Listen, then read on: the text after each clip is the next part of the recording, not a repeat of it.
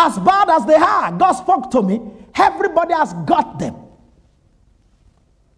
From pope to bishop, from bishop to apostle, from apostle to prophet, from prophet. That's the one you see. One prophet, his own problem was food. And because God saw that his problem was food, God told him, as you're going to prophesy over the altar in Samaria, do not eat. God knew his problem was food. He said, do not eat. Because God knew that it was food that would fall him. He got there. He began to prophesy to the altar. And altar began to break down. That manifestation of God, instant manifestation of God's power. Altar began to break down. And the king came around and stretched forth his hand. As he stretched forth his hand to touch the prophet, the hand became dry and stiff. It dried up. He begged the prophet. The prophet had to pray for the hand to be released. And as he was going back, another old prophet met him and said, come here.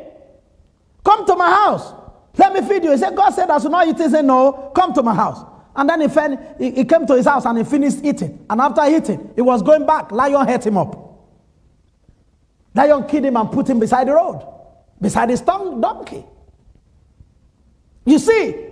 So, character development, like David was saying in the book of Psalm 58, from verse 3, the wicked are estranged from the womb. As soon as they are born, they start telling lies. And don't forget what Jesus said in the book of Matthew to Israel. He said, you evil and adulterous generation, calling the old generation wicked generation. If Israelis were called wicked generation, what is your generation from your country? Where they did a lot of human sacrifices. What is my generation from my country? Where they buried, in my city they buried several white people who came as missionaries there, buried them alive in the ground. Human. You go to my country right now, it's nothing for people to do human sacrifice. Rituals, human rituals.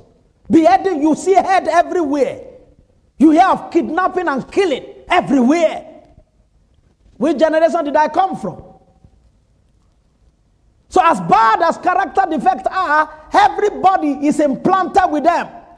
It varies from one person to another, depending on your parentage, depending on your lineage, depending on your line, on your tribe, depending on the community where you grew up, depending on the people, the friendship you mingled with as you were growing. Some, their character defect is smoking. Some, their own is hooliganism. They just like breaking things all around the street. Some, their own is violence. Some, their own is pride. Some, their own is immorality. Anything is cat. Some, their own is lies. Some, their own is deception. Some, their own is political games. Some, their own is food. Some, their own is materialism. Some, their own is worldliness. Some, their own is reveling. Just parties. Huggies. Unreasonable night parties. They just want to do parties.